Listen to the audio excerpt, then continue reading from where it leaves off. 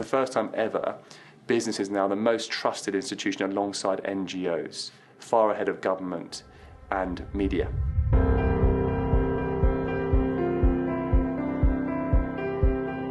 We have always believed that trust is really the most important currency that any institution earns and develops with its stakeholders, whether it be governments or media or businesses or NGOs. And it really gives you the permission to operate, permission to lead, permission to succeed. If you lose trust, you've lost credibility.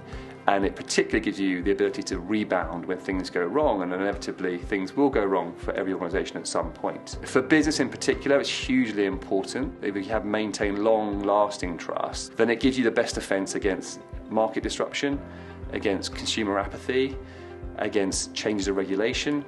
So it's hugely important to all institutions, but especially business. In the VUCA world, we have seen, as people are dealing with a huge amount of change, as they're feeling like many of the pillars of society and the things that were previously known are shifting, they are turning away from the institutions that they have previously trusted. Now that is across the board. We're seeing trust much, much lower, particularly in government and media. It also means that amongst that change, there's one unifying fact, which is there is also a real desire for change from people as they see the world changing around them. Worryingly, last year we saw that only 1 in 5 people across the world believed the system, in all its broad sense, was working for them, which is a really startling fact that 4 in 5 felt the system was broken. Now the good news is that there's hope, because 70% of those people then wanted to see change happen, and 76% believe that they can make the world better. We could improve things.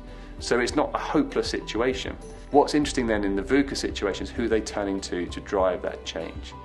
And they're turning to people who are things and institutions that are closest to them, things they feel they can control, things that they can influence more regularly than once every 4 years of a political cycle. So that is often the employer, their employer, is also the things they buy and the brands they support on an everyday basis. It's clearer there why businesses step forward and with a more direct and important role for business to own. We know that consumers expect business to do lots more than sell them things. They expect them to step forward on societal issues.